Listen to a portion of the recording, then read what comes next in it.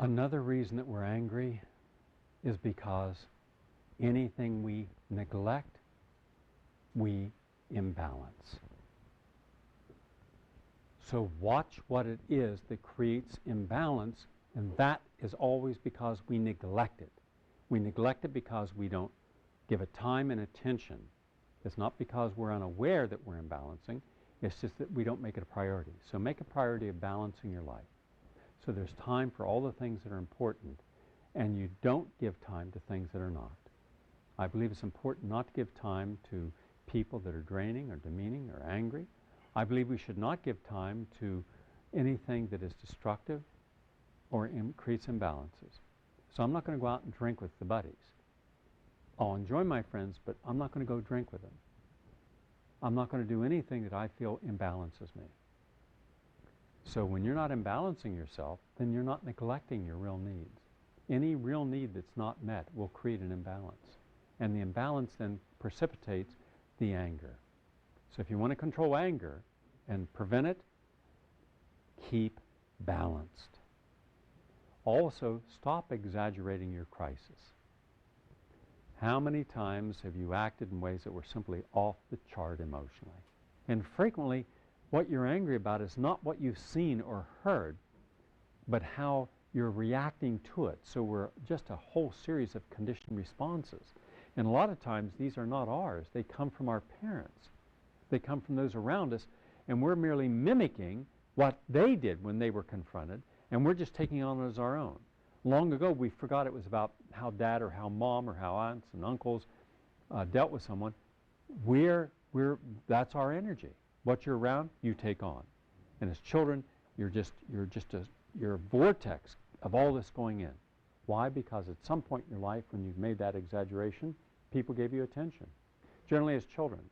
And almost always the children that use their anger to freak out create such anxiety in other people who are responsible that the mere acting out gets you the attention, which is one way of making other people feel responsible for your anger. So if a teenager acts out and throws a hissy fit or throws a temper tantrum of some type, and if everybody comes running to give them attention to try to mollify and correct it, then if they see that's the attention they get throughout their whole life then, unless it's changed, they'll use that same ploy. Remember, you're going to keep using the tools that work for you, even when they're inappropriate and even when you should have surrendered them. And that's why you see that people are still acting out infantile behavior from childhood, but they're doing it as adults. The tools they mastered as children, they're using now as grown-ups, and it's inappropriate. There's a wonderful word that Leibniz used and Jung used called enantiodromia, which means something very interesting. It's a process whereby something was originally very good, but if it goes on long enough, it becomes its opposite. So that is often the case with patterns we learn in childhood, which were certainly helpful in allowing us to survive, but are no longer useful. So we have to A, become aware of them, B, give ourselves permission to change, and C, notice what happens when we do something new. How do you make big changes in your life? I think what you really have to do is understand that it's a journey, and you start by making small changes. I remember talking to a friend of mine who said she was so hassled with everything that was going on, and I said, well, why don't you just try and, assume one particular yoga pose that will help you feel very grounded and help you feel extremely, extremely calm. And she said, I don't have time for that. Subsequently, I saw her, and she said that it changed her life, that just by doing one pose a day, she allowed herself to do 2 poses a day. And now she's taking a yoga class once a week, which has changed her whole attitude about taking time for herself to be able to be more available to people in her life. Your authentic self is always at peace. Once you align your life, your real life, with authentic purpose and focus, you're not going to find this anger being a factor. It is when people are living non-authentic lives that imbalance is created, and then that imbalance that is created by living a non-authentic life, not honoring your real self and your real needs, that the frustration that you feel because you're not authentic comes forth as anger. Also, we should only do that which is sustainable in a positive way.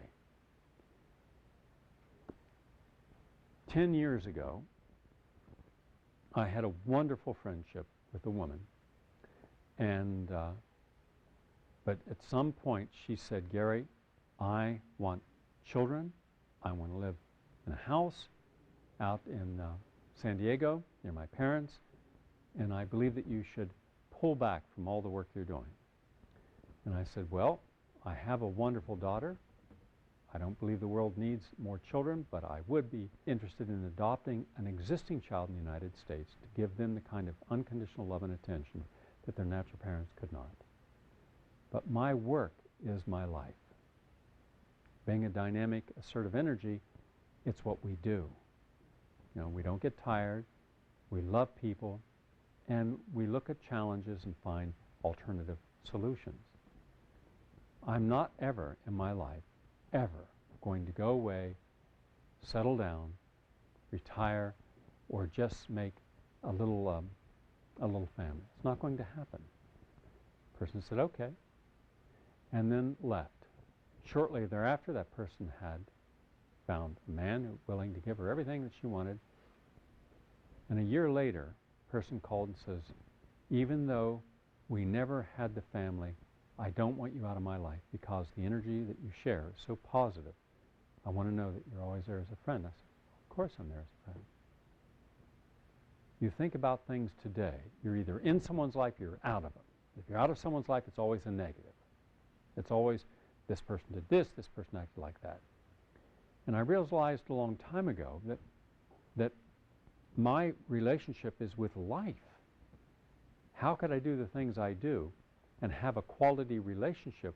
In the normal sense, it would only be a disaster because the person would have needs that would be in competition with everyone else. And as I said to one person, if I'm counseling terminally ill cancer patients every night, and you say, let's go do this, or I want your time, and then I have to decide, well, I'm helping a person without my effort, may die, and will die, or I could go do this.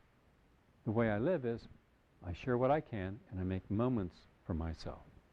So my life is lived by moments. But I consider those moments precious, and I don't waste them. So what I've done is I've found people to be in my life who also, in their life, they're whole, they're secure, they don't need me, so we share moments.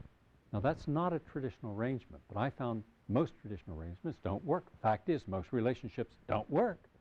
All right? If you take all failed marriages and failed relationships, and people stay in relationships not because they're joyful, blissful, and happy, constructive and growing and creative and romantic, but because there's fear of getting out of it.